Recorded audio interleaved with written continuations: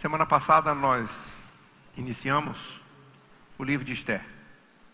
Uma história maravilhosa, bonita, cheia de grandes, extraordinários acontecimentos. E algumas lições que nós podemos tirar em cada ponto, em cada texto, em cada pedacinho. Sempre uma aplicação prática que com certeza edifica as nossas vidas e nos ensina em alguma coisa. E hoje nós estamos agora naquele episódio onde o rei, vocês perceberam, depois demitiu a rainha, começou tudo do zero, ficou lá sozinho. E aí então nós temos aqui uma lição interessante. Algumas das moças, por exemplo, e geralmente a gente quando se encontra no seminário de jovens, sempre conversando com moças e rapazes, tem uma coisa que de vez em quando eu costumo indagar. E aqui nós estamos aprendendo uma coisa interessante sobre isso. Beleza também é patrimônio.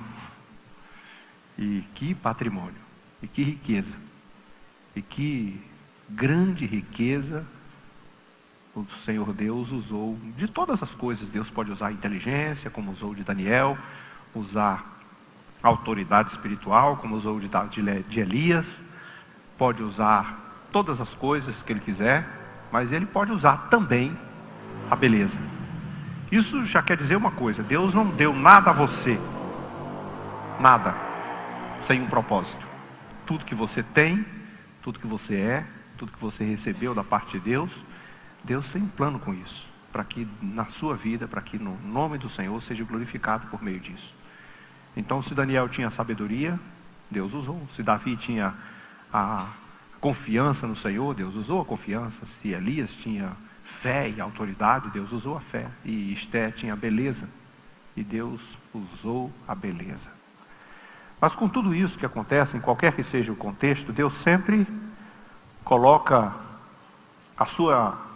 o seu povo, né? Você se lembra de Deuteronômio? Eu sempre acho que Deuteronômio é um texto assim que tem como parâmetro Deus dizendo assim: olha, você andar comigo, seguir a minha vontade, andar nos meus caminhos e não se desviar dele, nem para a direita nem para a esquerda, eu te abençoarei em todos os lugares onde você botar o pé. Se você escolher a cidade, vou abençoar a cidade. Na cidade, o trabalho, o salário, os negócios, enfim, tudo que você quiser. Se você escolher o campo, eu abençoo o campo. Em todos os lugares, se você plantar, eu abençoo a plantação. Se você criar gado, eu abençoo o gado. Se a vaca parir, eu abençoo a cria da vaca. Se você tiver uma amassadeira, eu abençoo a amassadeira. Enfim, eu estou com você sempre. Basta você estar comigo. Você anda comigo, não se desvia nem para lá nem para cá, e você vai ter tudo que você precisa. E isso, Deus usa todos os meios para fazer isso acontecer. Nós mencionamos semana passada alguns episódios interessantes. Davi, por exemplo, era um pastorzinho de ovelha, insignificante, e Deus o tornou rei. José era um prisioneiro, escravo, condenado à morte, e Deus o tornou governador. Mordecai era só um servo, escravo, que estava lá, isolado no meio da cidadela de Suzã, e logo vocês vão ver, Deus o torna primeiro-ministro. Esther era apenas uma mocinha simples, órfã, de pai e de mãe, mas tinha beleza e Deus a transformou em rainha. E todos esses cargos que tem, todas essas coisas, tudo para a glória de Deus, com um propósito exclusivo para que o nome do Senhor fosse glorificado. E para que a sua origem, tudo que Ele planejou, os seus planos, os seus propósitos, tudo acontecesse da forma como Ele realmente queria que acontecesse. Então vale a pena você sempre, em todos os contextos da sua vida, sempre você se perguntar: Senhor, qual o seu propósito na minha vida? Eu gostaria que o Senhor dissesse para mim alguma coisa. Porque, claro, se eu tivesse a curiosidade de perguntar isso para Deus, né? Eu vi uma história, às vezes, de uma pessoa que viajava, e era uma pessoa muito arrogante e não acreditava muito em Deus. E o funcionário sempre fiel e acreditando, e sempre falando para ele, e ele sempre desprezando. E aí, mais um dia, os dois foram para uma pescaria juntos. E aí lá, num acidente qualquer, o chefe, que não acreditava muito em Deus, acho que perdeu um dos membros da mão, perdeu um dedo, alguma coisa assim, foi um pedaço da mão. E aí então foi motivo dele murmurar o tanto que ele quisesse.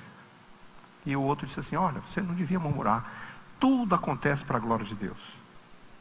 Aí numa outra vez ele foi caçar sozinho e foi preso por uma tribo canibal.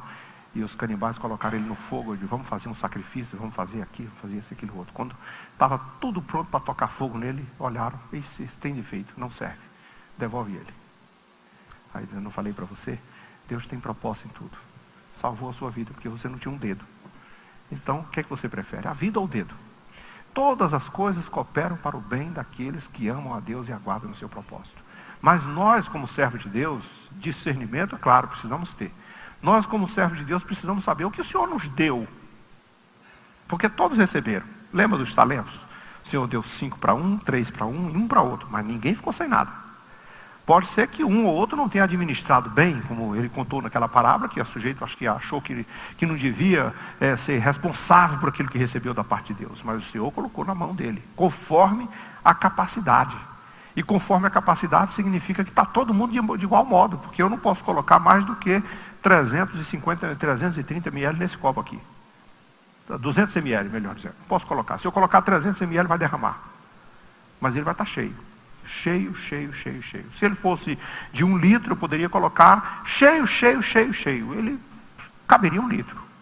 Mas esse aqui não poderia reclamar do que tem 1 litro e dizer assim, por que você não me dá um pouco do seu? Porque ele não cabe mais. Deus trabalha com a medida certa. E por isso ele disse assim, eu dei conforme a capacidade. Qual é a sua capacidade? 200 ml? Então eu vou te dar 200 ml. Não posso dar 300, senão derrama. Você tem 1 litro de capacidade, eu vou te dar 1000. 1 litro, não tem problema. Mas Deus não deixa ninguém sem nada. Agora, às vezes, nós ignoramos esses princípios, dizendo, o Senhor não sei, porque o Senhor não fez. E olha só, a Esther não tinha nada, não era rica, não tinha grandes posses, não tinha nem pai nem mãe, foi criada pelo primo, mas ela era bonita. E quantas moças bonitas, quantas moças belas que deixaram de valorizar esta beleza, que às vezes o Senhor podia ter feito grandes coisas, mas achou que não era tão relevante. Então veja, o rei começou a sentir a falta da rainha. Estava sozinho, a rainha tinha sido demitida, e agora eu preciso de alguém. Os jovens vão a ele e dizem, olha, o senhor poderia fazer né? É o rei pode tudo que ele quiser.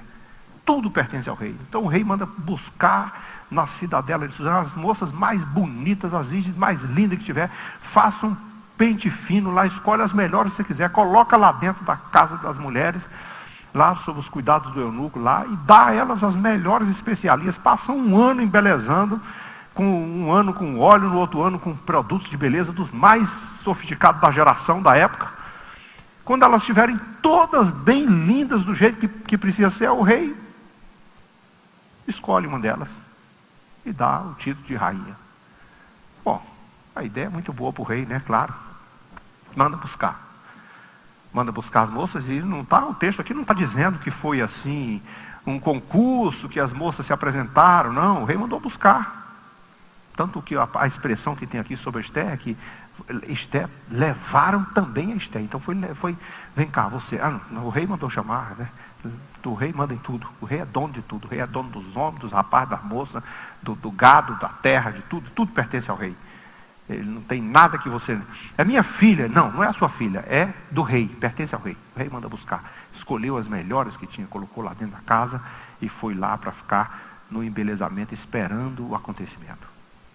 E Deus começa a narrar uma história por meio do seu escritor.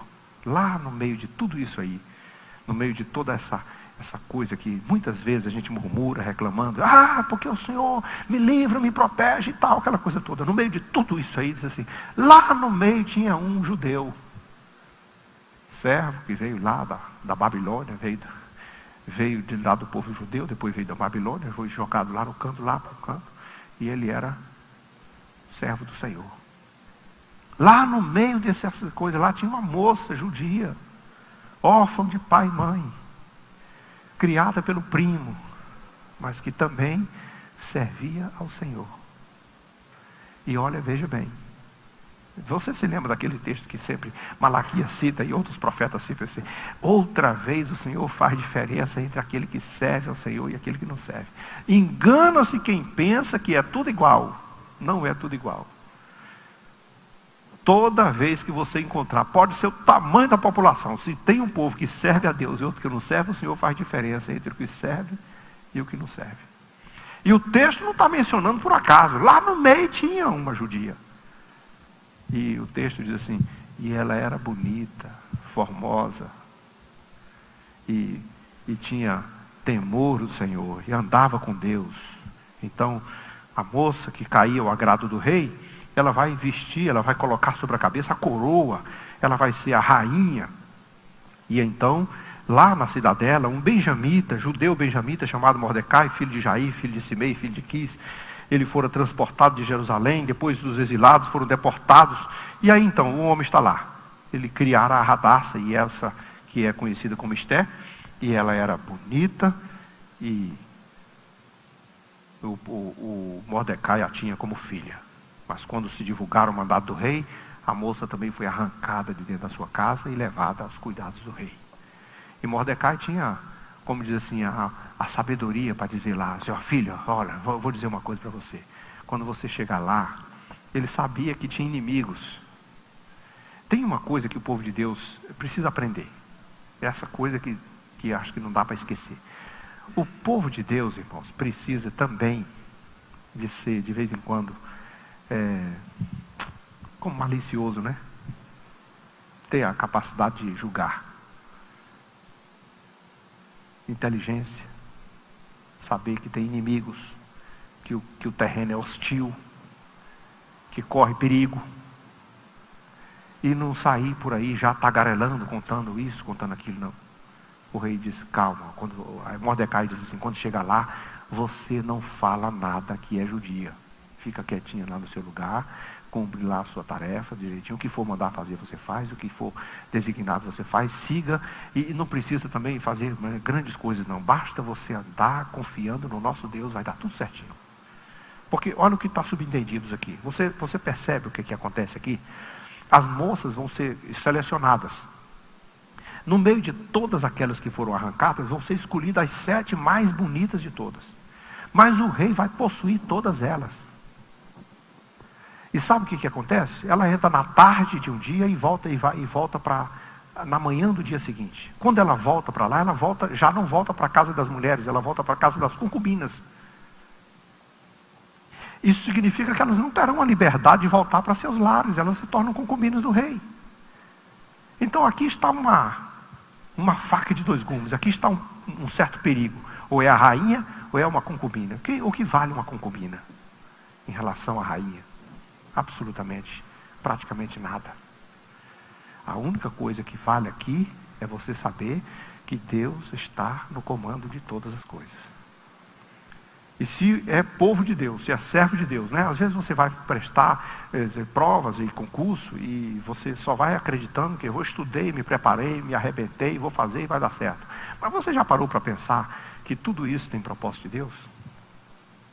Já parou e já tentou dizer assim, eu vou colocar isso dentro da vontade de Deus para ver o que Deus quer da minha vida? Se Ele tem propósito comigo nisso aí, se vai ser relevante para o reino dele, se eu vou ser útil lá dentro ou não. Como as pessoas fazem com a política, por exemplo, de vez em quando as pessoas chegam aqui, eu estou aqui porque Deus me mandou eu concorrer, né, na hora de ganhar o voto. E aí eu vou dizer assim, bom, então você não precisa nem ficar fazendo pressão, não precisa nem sair pedindo voto, não. Deus, quando chama, Ele coloca e garante, acabou, fica na tua.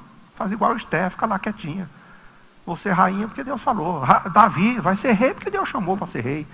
Ah, então se você matar o Saul, você vai ser rei. Não, eu não, ele que morra, se ele quiser. Deus que me chamou para ser rei, ele que mate, eu não. Eu estou aqui esperando de Deus, fazendo a vontade dele. Por quê? Porque eu tenho certeza que quem me ungiu não foi o fulano de tal, nem o Beltrano, não foi o Senhor. Então, confiar em Deus é uma das coisas mais importantes em todos os contextos da nossa vida. E aqui nós estamos numa coisa que aparentemente parece simples. Poderia ser assim, não, tudo bem, vai ser concubino do rei, vai ter luxo, vai ter, né, privilégios e alguma coisa toda, mas será que isso vale a pena? Ali está uma demanda, ela vai para lá e o rei, então, ela tem direito de levar todas as especiarias, tem direito de fazer tudo para impressionar o rei, mas a vida dessas moças, na verdade, é que essa vida dessas moças estão todas, vamos imaginar que foram escolhidas 50, 100 moças, ou 200 moças, e o que vai ser da vida delas? Elas vão ficar lá no harém. Se não for para a casa das mulheres, é para a casa das concubinas. Mas Mordecai sabia de uma coisa. Olha, fica quietinha, não fala nada. Faz conforme o Senhor te orientar. Porque Deus, com certeza, tem um plano em tudo isso. Deus sabe o que quer, sabe o que faz. Ele tem inimigos, mas nós precisamos saber que os nossos inimigos não podem ter domínio sobre nós. E ela não declarou. Mordecai ficava por ali vigiando a casa dia e noite, passava o dia por ali pelo palácio, procurando saber alguma informação, alguma coisa, e talvez nada soubesse. Essas moças ficaram todas só se embelezando. E isso não é nada sem ansiedade, isso não é nada sem pressão psicológica, isso é coisa difícil, 1 ano lá com toda aquela pressão. E tem um detalhe, meninas super jovens, com pouca maturidade, com pouca estrutura, estão lá se preparando para uma coisa que elas não sabem nem o que vai ser do resto das suas vidas. E quando chega o momento, ela vai confiando em Deus. E enquanto as outras pedem todos os apetrechos que tem direito, né? Imagine todas as joias e todas as coisas, para dizer, embelezar do jeito que quiser. Ela foi apenas com aquilo que foi recomendado, o trivial, o simples. Não, deixa eu ir do jeito que é para ser mesmo. Deixa eu ver o que vai acontecer. Mas tem uma coisa que eu acho que fez parte da oração de Davi. Davi fez uma oração, que eu não me lembro agora o salmo, que ele diz assim, ele disse: torna-me agraciado diante de ti e diante dos homens. Ou seja, que eu caia na graça na tua presença, que o Senhor se agrade de mim, mas que os homens também se agradem de mim, que as pessoas também se agradem de mim. E o texto diz aqui que a Esté caiu na graça de todas as pessoas que haviam, de todas as lideranças, de todos os eunucos, de todo mundo que via, diz, aí tem todo o potencial, aí tem todas as chances, tem tudo, e todas as ajudas que foram necessárias, todos os caminhos que foram precisos para ela seguir, degrau por degrau, até chegar no ponto que Deus queria que chegasse. Não sem passar pelas provas, não sem ficar 1 ano lá, não sem precisar ter, talvez, buscado a Deus em oração, não sem ter se dedicado, ser confiado no Senhor, porque isso é coisa de cristão, irmão. Todo mundo que tem, seja lá qual for a demanda que você for, você precisa de Deus e precisa colocar a sua vida na mão de Deus.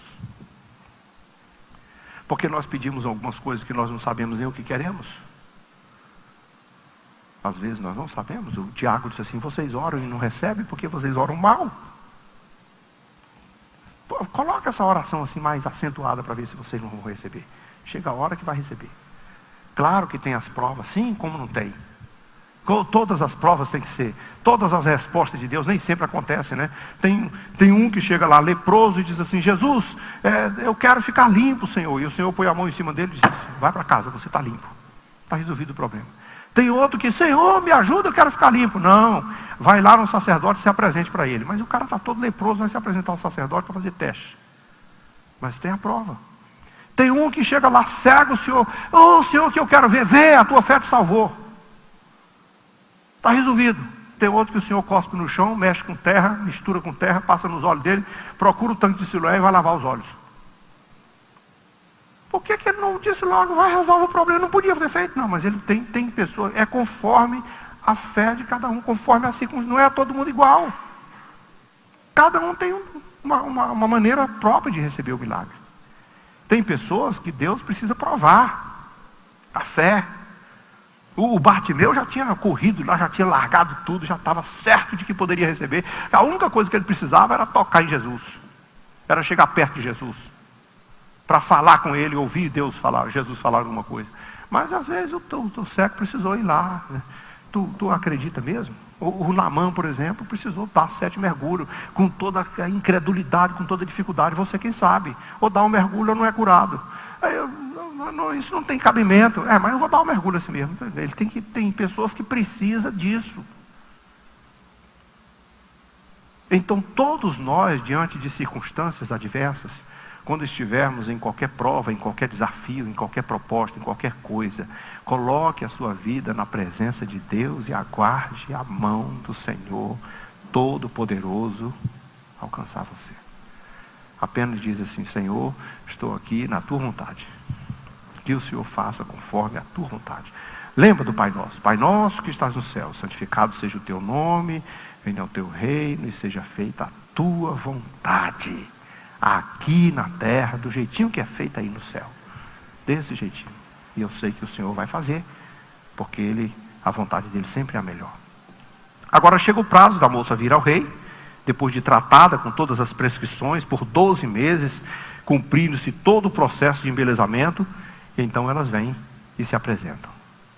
E então é que, vindo a jovem ao rei, e se dava a ela tudo o que ela desejasse levar para consigo, mas a Esther, filha de Abiail, tio de Mordecai, que tomara por filha, quando lhe chegou a vez de ir ao rei, nada pediu além do que disse Hegai. E então, Esther alcançou o favor de todos quantos haviam.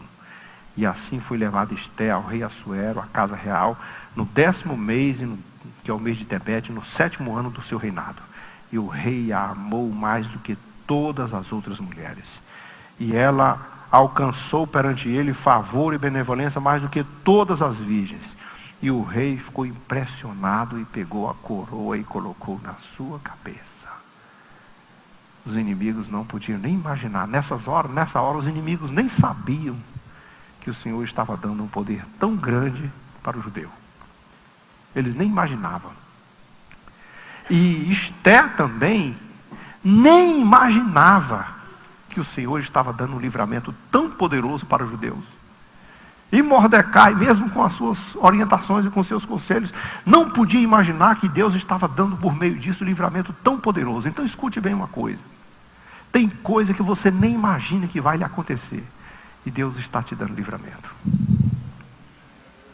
Tem coisa que você nem sabe que está à sua frente. E Deus está te protegendo e te guardando. Ele que está à nossa direita, à esquerda, à frente, atrás, em cima da nossa cabeça e embaixo dos nossos pés. Aqui segura toda a nossa vida. Você e eu, nós estamos nas mãos de Deus. É bom demais estar nas mãos de Deus, irmãos. Porque Ele conhece tudo que está nas suas mãos. Mas Jesus usou uma expressão que me agrada muito. Dizia assim: aquele que vem a mim, eu não lanço fora. Eu não mando de volta. Você veio a mim, eu não vou mandar você voltar. Eu não lanço fora. E com um detalhe: ninguém os arrebatará das minhas mãos. Escute uma coisa: você só sai das mãos do Senhor se você quiser. Mas ninguém tem o poder de arrancar da mão dele. Ninguém tem o poder.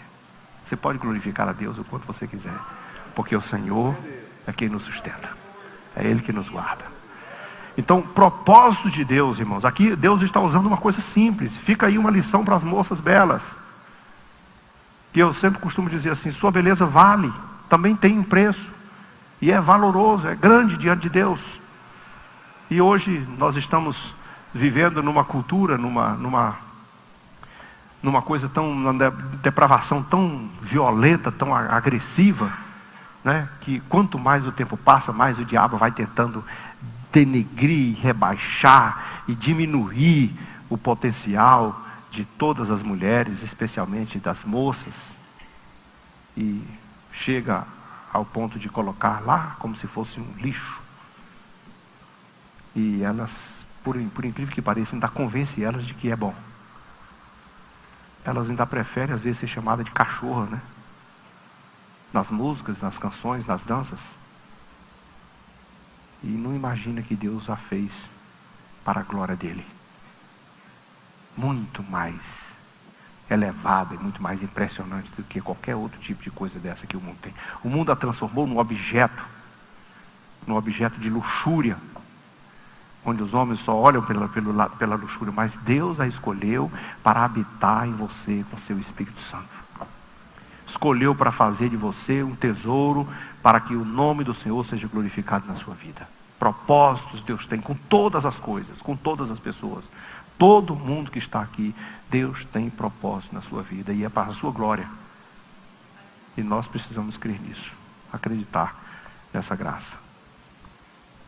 O rei então comemorou, deu um grande banquete, colocou a coroa, ficou tão impressionado, colocou a coroa na cabeça de Esté, e aí deu um banquete dos maiores.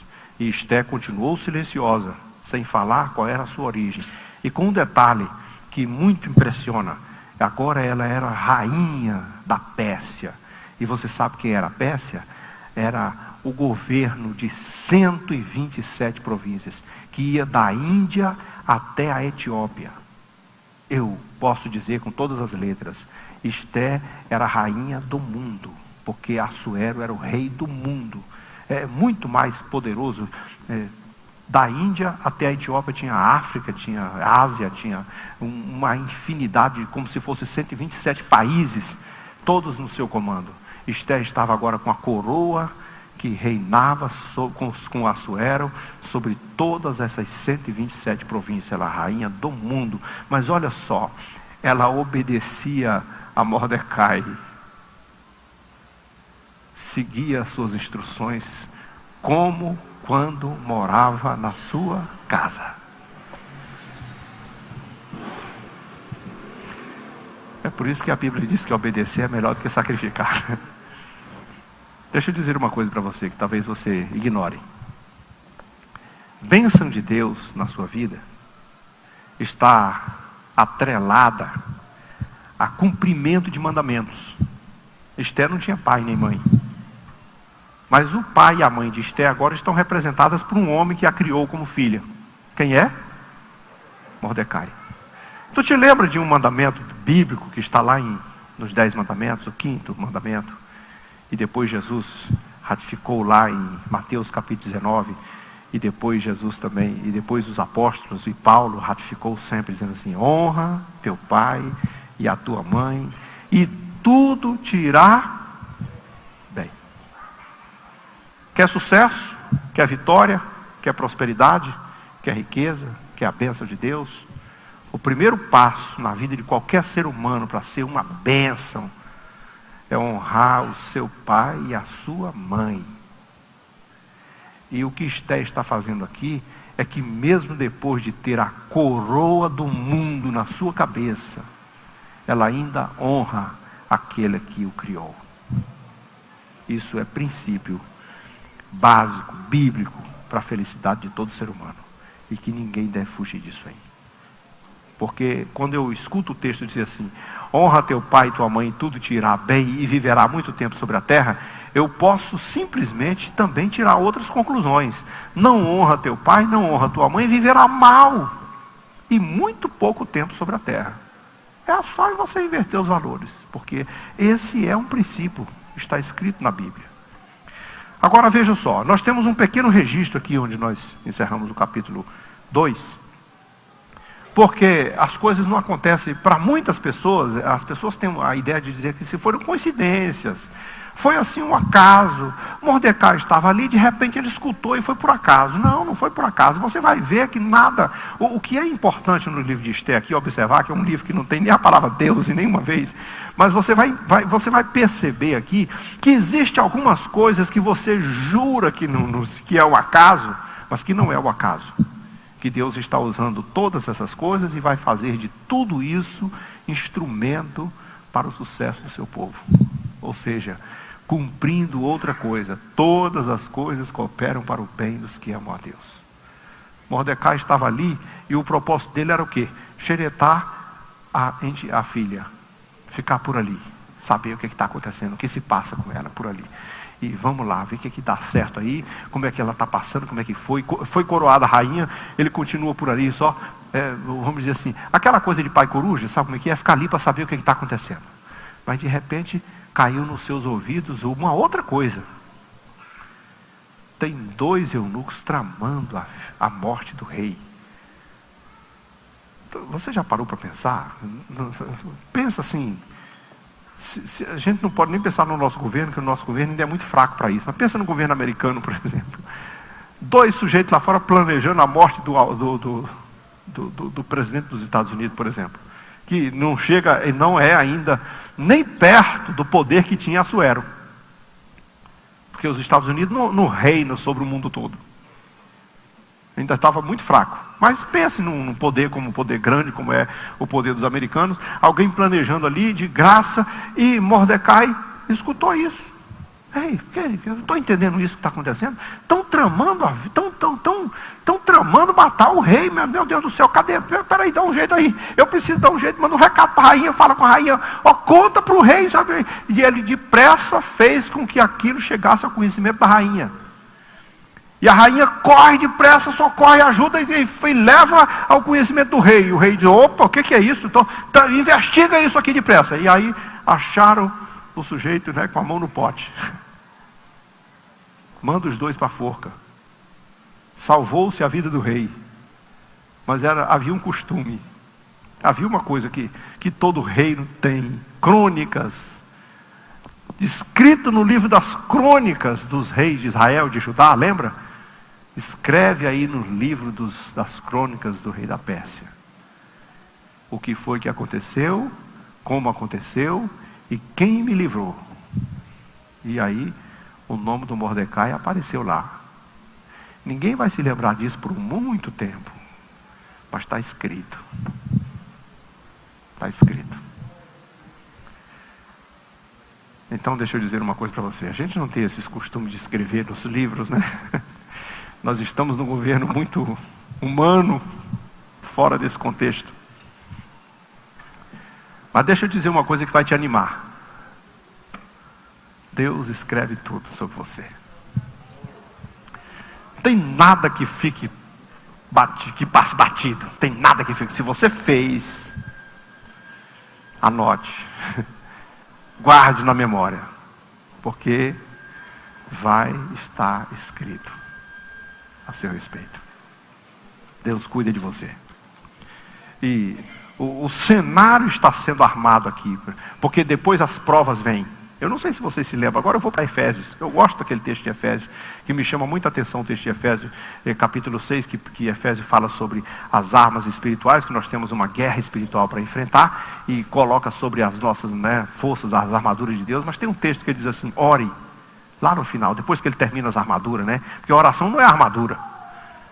Não está no contexto das armaduras, não é uma arma. A arma foi até a espada. A vestimenta da defesa. Mas aí, depois que tudo termina, ele diz assim, ore em todo o tempo, ore muito. Aí Paulo muito sabiamente diz assim, ore enquanto o dia é bom, porque depois o dia mau vai chegar e você já está preparado para enfrentá-lo. E o que é que nós fazemos hoje, irmãos? Só oramos quando a coisa aperta. Só oramos quando a doença chega, quando o desemprego chega, quando a confusão está armada. Só oramos quando a casa pega fogo. Aí a gente, Jesus, me ajuda a apagar.